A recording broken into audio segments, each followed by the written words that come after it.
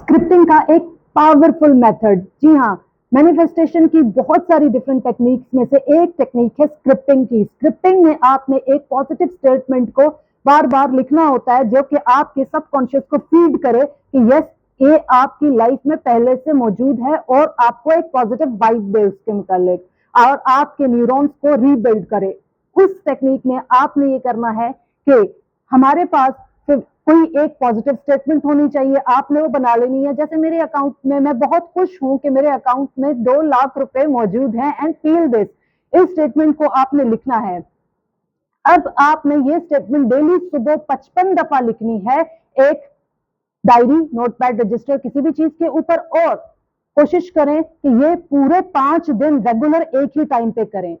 5 दिन तक 55 दफा एक स्टेटमेंट को रोजाना एक ही टाइम पर लिखने की कोशिश करें। यू विल गेट जबरदस्त रिजल्ट्स, बिलीव मी।